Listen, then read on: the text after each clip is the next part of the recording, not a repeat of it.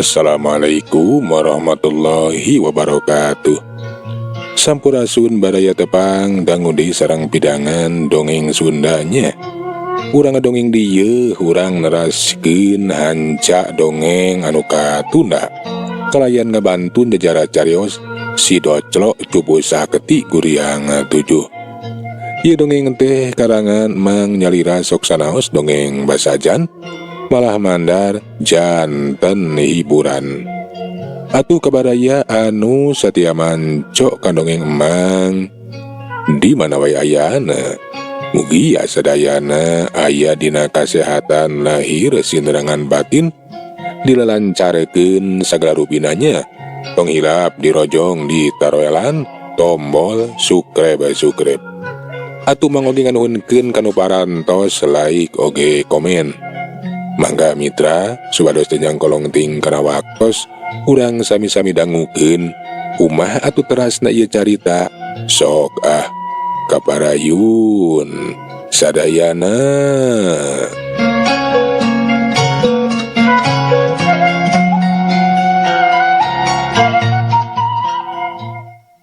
Kocapkeun si Doclok jeung tabib sakti babah Siupai dina waktu nungan sakedeung. Duana teh geus tepi deui ka buseur dayeuh. Ari kituna malantaran dina lumampahna teh make kasaktian we ngagunakeun kasaktian si Doclok. Kadatangan si Doclok jeung si babah Siupai teh atuh laju dibagiakeun kalawan kabungahan. Malahan mah langsung dibawa ngahadap we ka karaton, ditepangkeun sareng Gusti Prabu Jaya Singawarman. Bagaya Doclok, naha ka mana wae atuh maneh teh? Syukur ayeuna maneh aya datang ka karajaan kaula, aya datang hadap ka kaula. Kabeneran kula teh keur manggih kasusah. Anak kaula nyata Nilawati gering, acan aya anu mampu ngubaranana. Biasa we Gusti, jisim abdi mah ngalalana ka itu ka dieu. Namung kalarasan jisim abdi teh nguping saurna di puseur daya teh nuju aya sayembara. Mohon sing sah anu ngalandongan tuang putri, mohon bakal dipasieun hadiah. Abdi mah sanes katariku hadiah na sumping ka dieu teh. Mohon bade ngalongok we sareng mamanawian ieu nyandak rerencangan nyata ieu tabib Siupai. Manawa sareng manawi atuh tiasa ngubaran, tiasa ngalandongan. Syukur bagja kumanjangan lamun kitu mah kabeneran. Jadi ieu teh tabibnya. Nya mudah-mudahan we atuh ieu tabib teh bisa ngubaran anak kaula. Ke, naha urang mana ningali tina kayana mah ieu teh lain urang dieu, tapi urang jauh. Mohon Gusti, urang tebih ieu mah. Mohon wentas lautan. Tabib di Tiongkok. Mohon urang dinasti Liu Song anu nuju ngalalana sami sareng jisim abdi. Ceuk si Doclok bari ngareret ka si babah. Atuh eta si babah Siupai teh laju we mangut tanda hormat ka Kangjeng Raja. Geuningan ieu tabib teh urang jauh. Nya teu suk mudah-mudahan bae anak kaula bisa diubaran. Lantaran teu saeutik loba dukun anu henteu mampu, loba dukun anu boboleh henteu sanggup pikeun ngubaran anak kaula. Mohon Gustinya saya nama hayu we ayeuna mah urang parios. Nya kumaha eta panyawatna Nden Putri teh? Kumaha babah? Nah babah daek sanggup pikeun ngubaran Nden Putri? Nya urang tarekahan, mudah-mudahan oe bisa ngubaran. Sabada si babah Siupai nyanggupan bikeun nyobaan ngubaran malaju we atuh dibawa ka kaputren. Sina mariksa kaayaan Nden Putri Nilawati. Basa geus aya di kaputren si babah teh talangke laju we atuh mariksa kaayaanna. Ngan bae kakara oge dicekel dampal sukuna. Si babah Siupai teh geus bisa mastikeun teteh lageuningan cenah kasakit ieu Nden Putri teh lain kasakit biasa. Lantaran aya getaran kakuatan jahat anu sumanding dina dirina. Dampaleungeun si babah Siupai teh patinggal atar. Untung wae si babah teh nyangking tenaga jero anu lain lumayan. Ngajadikeun si babah Siupai teh henteu nepikeun ngangacengkang. henteu nepikeun kakadorong ku eta kakuatan jahat. Sabada yakin kana panyakitna. Atuh eta si babasiuh pai teh manehna teh bebeja we ka si doclo. Hampura cenah. Eta si babah teh henteu bisa ngubaran lantaran panyakit Den Putri teh lain panyakit biasa. Lain ubaraneun make ramuan atawa obat. Ieu mah kudu bisa meruhkeun kekuatan anu sumanding dina eta awak Nyi Putri.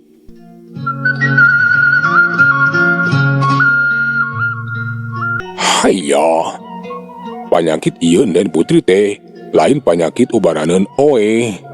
Tapi ieu mah kudu aya jalma anu bisa meruhkeun kekuatan jahat. Kumaha babah? Jadi kasakitan teh lain penyakit biasanya. Kumaha ieu teh nah aya kekuatan jahat kumaha ye? Nah aya penyakit anu dilantarankeun ku bangsa lalamat lembut kitu? Nya, teu salah. Ngan bae oe henteu mampu pikeun ngungkulanana. Kekuatan jahatna kacida kuatna. Lamun diteruskeun oe anu cilaka, nyawa taruhanana. Basa ngadenge katerangan ti si babasiuh pai sarupa kitu teh atuh si doclo teh mani ngahulang katampo mani karung. Kaget lantaran teteh geuning cenah panyakit eta Den Putri teh lain panyakit biasa. Sedengkeun pikeun Kangjeng Prabu mah manehna beuki yakin nya cenah teteh lah anakna teh panyakit teh lain ubaraneun tabib tapi ubaraneun jalma anu boga kasaktian anu bisa ngungkulan ngalawan kekuatan jahat anu geus ngawasa eta Den Putri. Ku kituna atuh eta Kangjeng Prabu Jaya Singawarman teh laju we ngumaha ka si doclo lantaran kapan kabege geus pada hafal kana kasehebatan kasaktian si doclo. Sugan jeung sugan atuh si doclo mah mampu ngungkulan eta kekuatan jahat. Kaula beuki yakin lamun kasakit anak kaula teh lain kasakit biasa. Butuh jalma anu boga kasaktian anu hebat pikeun meruhkeun eta kekuatan jahat anu ngajadikeun anak kaula nepikeun ka lumpuh. Kugituna kula percaya kana kasaktian maneh doclo. Muga-mugi atuh maneh daek ngabantu ngadaek nulungan anak kaula. Aduh, tepisan-pisan Gusti, isim abdi mah teu rumaos gagah sakti. Namung ari dipiwarang kanggo narekah mah mangga. Isim abdi teh bade nyobian we narekahan. Mudah-mudahan ngajodo kenging pangijabah ti Gusti anu Maha Suci. Muhun Den Putri teh tiasa damang di we sabihara-sabihari. Nya mudah-mudahan we ngajodo. Anak kaula teh bakal bisa cager deui. Sok ayeuna mah doclo geura tarekahan ku maneh. Cik eta Kangjeng Prabu Jaya Singawarman teh parantosan teu sabar. Laju atuh ngacurungkeun si doclo sagancangna nyobaan narekah ngubaran nu jadi anakna. Si doclo laju nyampeurkeun ka eta putri raja anu nuju ngagolero dina kayaan teu walakaya. Basa ningali kadatangan si doclo atuh eta Den Putri teh maneh kaget lantaran ningali kayaan si doclo anu teu parok jeung batur. Eta putri raja teh kakaranyaho kana kayaan si doclo anu sanyatana.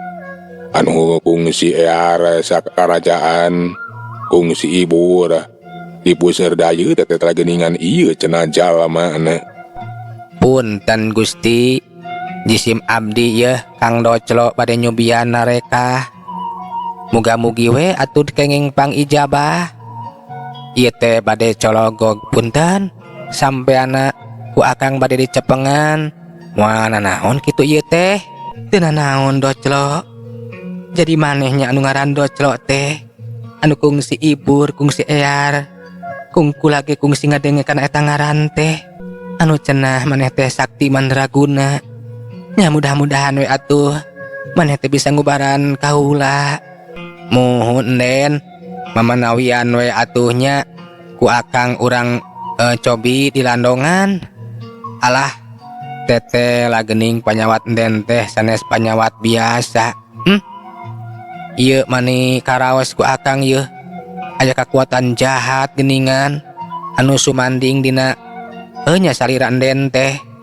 Moal kitu aya urang gaib anu mikahoyong ka Den. Kapan Den teh sakitu geulisna tiasa wae sanes urang dunya wae. Muhun anu mikahoyong ka Enden teh, tapi ti alam gaib oge aya nu mikahoyong. Ku kitu ku Akang Doclo ieu bade dicepengan deui ieu, bade dicobian di landongan. Nya teu naon, sok gancang ubaran. Mudah-mudahan wae atuh maneh mah bisa ngungkulan eta kakuatan jahat, bisa ngungkulan makhluk gaib anu mikahayang ka kaula. Gap deui atuh eta pigelang sampean putri raja teh diceklan ku si Doclo. Bari si Doclo teh neuteup seukeut ka eta Anden putri anu sakitu geulisna. Geulis kawanti-wanti endah kabina-bina nanding bidadari we atuh di kahyangan. Keur mah nganggo raksukan anu harurung harerang. Katingalna teh mani nyoy-nyoyan. Hate si Doclo ge sanyana mah atuh mani ngagater. Jeung deui du kating kunaon si Doclo teh. Jantungna beteratuk tutunggulan. Aya parasaan anu acan kahareti. Duka teuing parasaan naon cenah. Anu jelas parasaan lalaki ka saurang wanoja. Aduh, dikumahakeun ieu teh Doclo, geuning ku aku kaula meuni karasa panas kieu. Tahan Den, tahankeun kapan ku Akang nuju ditarekahan ieu teh. Akang nuju mayunan kakuatan gaib anu ngawasa salira Enden, anu ngancik dina salira Enden. Kaayaan Enden putri Nilawati teh atuh mani pating galater salirana teh mani oyak. Malahan make sang badag ke sang lemut mimiti renung. Mimiti biji we maseuhan sakujur awakna. Jeung deui bet karasa hawa teh ngadakepana sareudang bayeungyang. Ter. Awak si Doclo teh pating galater. Kaayaan di kamar kabutren teh ngadak dumadak jadi pikakeungeun jeung pikasieunheun. Bulu punuk karasa pating puringkak. Ngan baik kaayaan teh hanteu lila. Kaayaan anu pikasieunheun jeung pikakeungeun teh kiwari manggeusirna. Malahan mah katingal Enden putri Nilawati teh kawas anu binga. Lantaran sampean teh kiwari mah bisa diobahkeun. Geus hanteu karasa leuleus aya tanagaan deui. Mana kitu ge tareka si Doclo teh geus ngabuahkeun hasil. Enden putri laju cengkat atuh deregdeg lulumpatan. Hayang mecakan sukuna anu kiwari mah geus cak-cak waringkas. Geus kitu deregdeg teh sadar laju ngagabruk ka si Doclo.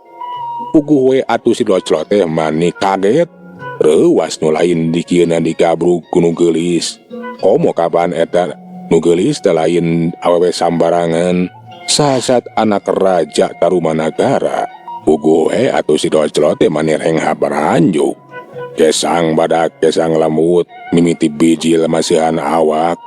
Basa eta Enden putri anu hunkeun ka si Doclo teh atuh si Doclo mah arap-ap eueup jika anu gugup, jika anu gempeur. Kaula teh ayeuna mah ngeucager Doclo, ngeucager. Kaula nganuhunkeun ka maneh. Teteh geuning maneh teh geus bisa ngubaran kaula. Nuhun Doclo, nuhun. Naon ieu teh Den? Naonan ulah kieuan ieu. Akang jadi kieu ieu. Aduh, teu puguh prarasaan. Hampura Doclo. Hampura kaula teh teu sadar. Nya bakating ku bunga hayang nganuhunkeun ka maneh. Kituna teh bari laju we atuh gentak ngalepaskeun rangkulanana. Si Doclo kiwari mah atuh hanteu gempeur teuing. Si Doclo laju nembalan. Muhun Den. Sami-sami. Teteh geuning tareka Akang teh kengeng pang ijabah. Nya nuhun we pami Enden parantos damang mah. Sakabeh jalma anu nyaksian mah atuh minu bunga. Lantaran detela cenah eta Enden putri teh kiwari mah geus cager. Si Doclo teh mampu pikeun ngubaranana. Prabu Jaya Singawarman oge atuh meuni ka Cidabungan laju nyambeurkeun ka si Doclo jeung Enden Nilawati. Anakna teh laju atuh diusapan deureunaker. Geus kitu mah eta Kangjeng Prabu Jaya Singawarman teh nganuhunkeun we ka si Doclo. Kaula nganuhunkeun ka maneh Doclo. Rebu nuhun laksa ketika bingan. lantaran anak kaula kiwari teh geus cager geus hanteu lumpuh deui. Ukituna kapanan kaula teh geus janji geus boga cacarekan lamun seuk anak kaula aya jalma anu bisa nyagerkeun inang tu bakal diberi hadiah. Pon kitu deui lamun seuk anak kaula daekeun jeung di anu ngubaran teh masih kena jajaka ku kaula bakal dikawinkeun. Ah Gusti, jisim abdi mah nulungan teh kapan estuning ieu mah ikhlas ridho we nulungan teh miharep hoyong dipaparin hadiah margi henteu rumaos ngiringan kana ieu sayembara. Kapanan ari tulung tinulungan mah parantos janten kawajiban jisim abdi. Enya kula ngarti kana maksud maneh ngan bae tetep lantaran kula geus janji kula geus boga cacarekan ukituna tetep maneh kudu narima kana hadiah ti kaula. Tah ayeuna ama rek nanya ka Hidep, naha Hidep teh daek lamun dikawinkeun jeung ieu si Doclo. Kituna teh eta Kangjeng Prabu Jaya Singawarman teh netep seukeut kanden putri Nilawati. Anu ditanya teh atuh mani reuwas. Laju we Kanjang nembalan, Punten ama, mugi awe ama ulah dugi ka Bendu. Jisim abdi teh ari kedah ditikakeun sareng ieu si Doclo mah alim ama, alim. ama ukur nanya. Ama ngajalankeun kawajiban. Nya ari Hidep henteu daek dikawinkeun jeung si Doclo mah teu nanaon. Lantaran pilihan anu kadua nyaeta ama kudu mere hadiah ka ieu si Doclo. Ukituna Doclo, lantaran anak kaula teh henteu daekeun dikawinkeun jeung maneh. Ayeuna kaula teh arek masrahkeun hadiah anu mangrupa barang atawa banda anu berharga. Nuhun Gusti sateu acana namung hapuntenna ieu teh jisim abdi sanes nampik pangasih namung kapanan parantos janji ka diri salami dina ngajalankeun dharma tulung tilulungan ka sasama. Jisim abdi teh moal bade mikiran urusan dunya mohon teu peryogi danget ayeuna mah atuh ari enden putri teu karsaeun ditikakeun sareng abdi mah teu sawios Gusti. Margi kapan ngartos sah anu kersaeun atuh kapantar jisim abdi sakieu buktosna awak teu parok jeung batur rupa kapan cek batur mah goreng patut abdi teh nya teu sawios-wios lah teu dipasihan hadiah naon-naon oge. Kaula ngarti kana maksud maneh ngan bae hampura ieu teh ya. Kaula teh kapan geus boga cacarekan kaula geus janji. Kangaranan janji hiji raja kudu dilaksanakeun kudu ngawujud. Ukituna wayahna daek teu daek ieu hadiah teh nu mangrupa barang berharga tetep kudu tarima ku maneh Doclo. Kitu cenah cek eta Kangjeng Prabu Jaya Singawarman teh. Nyobaan atuh manehna teh arek mikeun hadiah manumpa barang anu berharga. Tapi si Doclo teh tetep poe kana pamandaganana hampunten cenah Gusti. Kapan jisim abdi teh nuju ngajalankeun pancen saja ngajalankeun dharma satungtung pancena acan rengse dipigawe moal arek ditarima we eta hadiah teh. Jeung deui si Doclo teh nangtukeun sikapna lamun nya cenah maksa-maksa teuing mah kudu narima hadiah lantaran Gusti Prabu parantos kagok janji. Nya si Doclo teh daek narima hadiah lamun seuk nya cenah dikawinkeun jeung enden putri. Dikitukeun mah kiwari mah giliran Prabu Jaya Singawarman atuh anu ngahuleng. Bingung da kapanan jelas anakna teh embung pisan dikawinkeun jeung eta si Doclo. Tah kitu Gusti, sapati-pati jisim abdi nampi kana hadiah teh kajabi eta we upami ditikakeun sareng enden putri mah mohon bade ditampi we karesa sareng punten Gusti.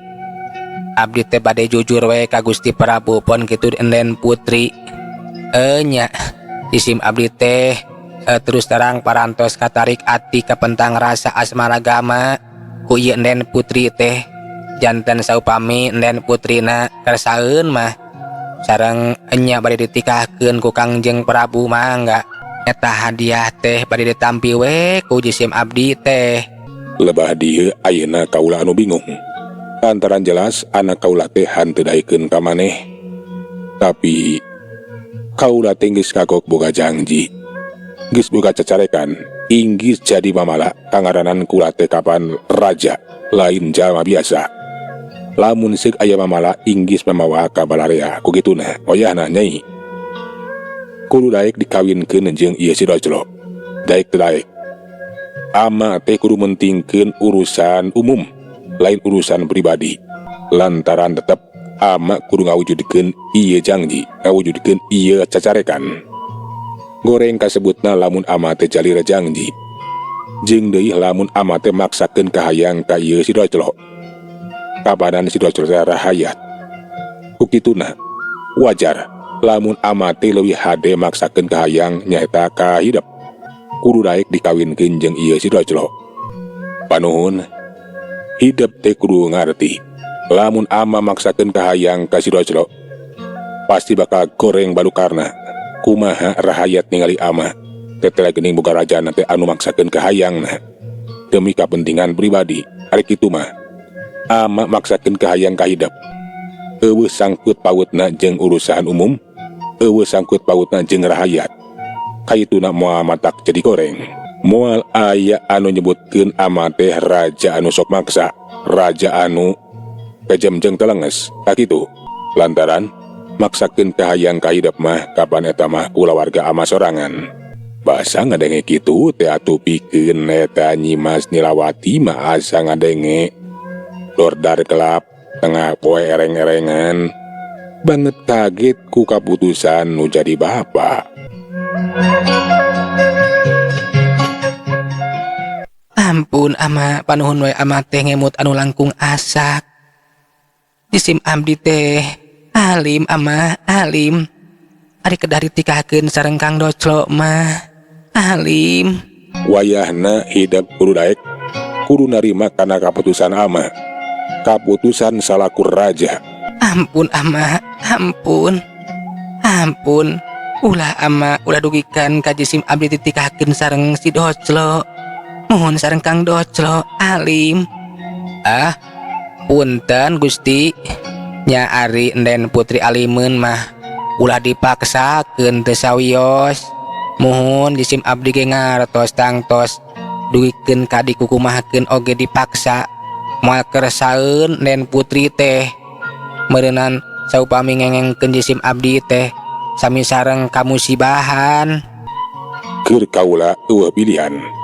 Iwati ku cara kitu, cacarekan kaula atau janji kaula teh bakal kacumponan, bakal ngawujud kukituna wayahna. Hidep kudu nurut kana kahayang ama, kudu nurut kana parentah raja.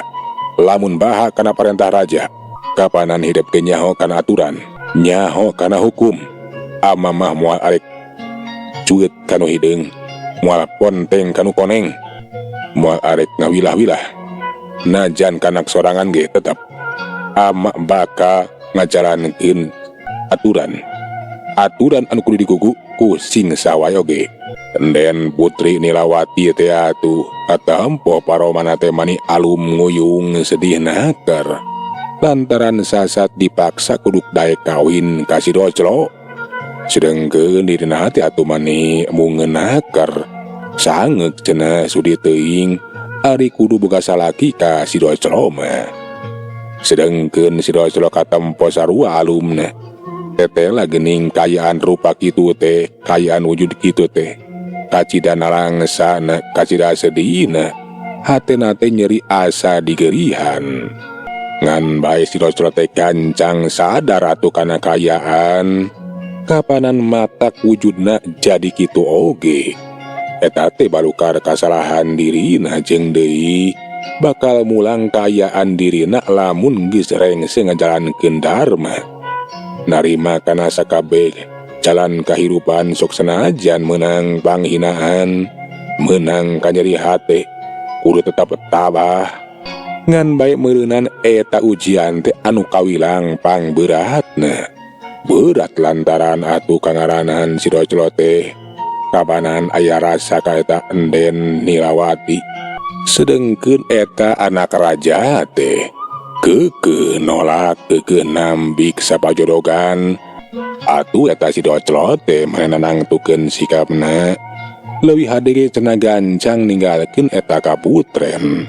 Rek pamitan we ka Gusti Raja, embung cenah ari kudu ningali Nen Putri sedih mah sasat nampik embung dikawinkeun jeung dirina. Wios Gusti, wios ulah dipaksa, hawatos Nen Putri teh jelas alimeun ka jisim abdi.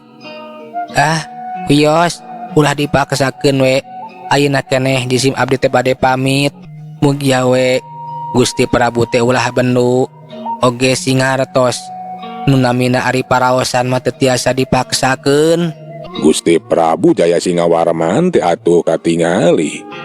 Kaayana teh beuki bingung kumaha nya pilambaheun. Lamun si Doclo diidinan pamit ninggalkeun karaton tinang tue atuh, eta janji atawa cacarekan teh mustahil bisa ngawujud. Pamohalan cenah dilaksanakeun bisa ngabukeun dilawati. Wayahna daek teu daek, maneh kudu daek dikawinkeun jeung si Doclo. Ulah wani baha kamah. Alim ama, alim. Jisim abdi teh alim ari kedah kersa ditikakeun sareng ieu si Doclo mah. Leuwih hade ge abdi teh paehan ama, paehan.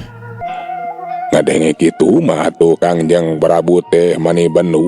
Sedengkeun ari si Doclo mah katingali beuki alum nguyung, malahan mah tina juru panonna teh ngalembereh cai mata ka sedih. Cimata ka nyeri hate. Nah, cenah asa ku kabina-bina teuing, tapi gancang si Doclo teh sadar deui kana kaayaan. Nada pangampura ka Sang Hyang Nu Maha Kawasa, narima kana sakabeh katangtuan jeung kanyataan. Dina kaayaan kitu, dak dumadak atuh awak si Doclo teh pating geleter. Eulila aya cahya kilang kumilang. Pating barasat, pating baranyai pugu we atuh salarea teh mani kaget. Nah kunaon cenah kaayaan si Doclo teh? Moal kitu manehna teh amak lantaran ditampi ku Nen Putri. Ngan bae atuh salarea anu ngabandungan eta kajadian teh kabeh ge mani colok kaget. Basa katempo kaayaan si Doclo teh kiwaring geus salin wujud, salin rupa we. Katempo lalaki anu kacidak kasepna kandang jika satria. Eta Nen Putri oge atuh mani colohok mata simeuteun, malahan mah kataji ku kakasepan eta satria nu kiwari aya di hareupeunana. Nah kamana cenah si Doclo teh?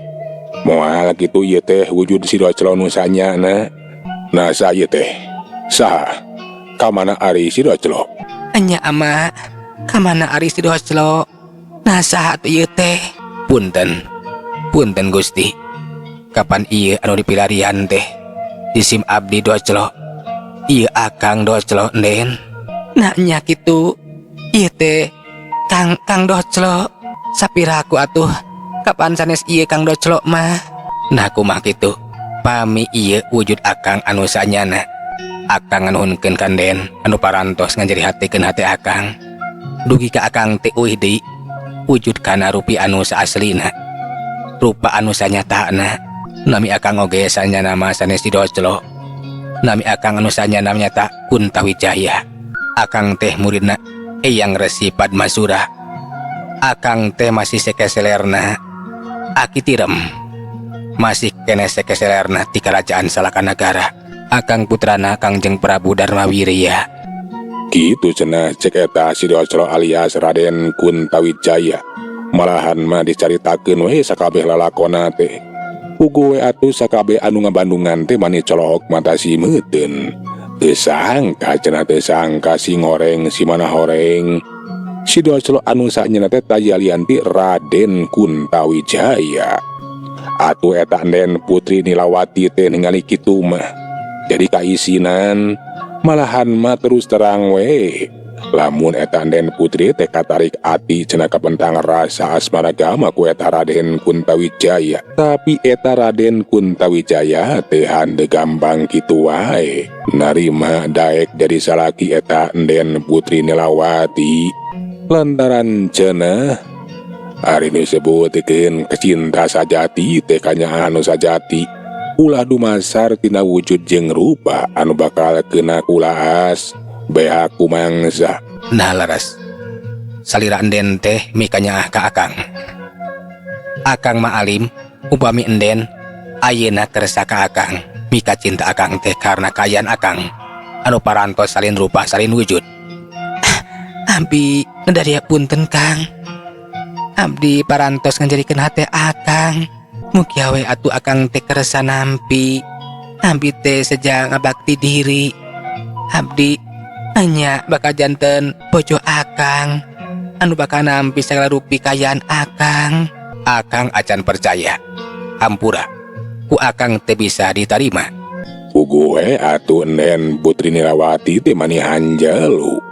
Katingal sedih tina juru panona ngalembere cai soja ka nyeri hate. Kakarenting cenah ditampi ku saurang lalaki kapahanan salami ieu teh. Teu saeutik raja-raja ti unggahan nagara. Para cacaka atawa nonoman mami kahayang ka dirina. Tapi ieu mah Raden Kuntawijaya alias si Doclo. Buat nampik sapajodogan asa ku kabina-bina teuing cenah. Tapi eta nden Putri Nirawati teh gancang sadar. Mana kitu oge cenah ieu Raden Kuntawijaya teh keur nguji atuh geus kitu malah laju we sageruk nyuuh. Malahan mah keukeuh hayang dijadikeun bojo eta Raden Kuntawijaya. Nyahirna atuh eta Raden Kuntawijaya alias si Doclo oge daek we batu turun keusik naek itu purun ieu daek akhirna ngajatuk rami jadi salaki jeung pamajikan. Euleuh mitra, carios si Doclo teh rupina tamat dugi ka dieu nya. Atuh emang nganuhunkeun tina sadaya paratosanana hapuntenna, tina sadaya kalapatanana nya salami ngadongengkeun ieu carios si Doclo. Malah mandar ieu carios si Doclo teh janten hiburan oge kaalaman pahatna. Janten contohnya geuningan. Manusia kumlendang di alam pawanangan teh parantos aya nu ngatur. Hante tiasa sawenang-wenang kitu kieu wae. Kedah luyu sareng aturan. Pon kitu deui atuh, mugi sing kaalaman pahatna. Tetela buah tina kasabaran, kaikhlasan, dina lakuning hirup ngajalankeun dharma wawayangan wae. Akhirna mah ari ku sabar jeung ikhlas mah sadar kana si kamanusaan. Nya kengeng kabagjaan anu hante kabayang, anu hante kapikiran ti mana datangna estuning kersaning Gusti anu Maha Suci. Assalamualaikum warahmatullahi wabarakatuh.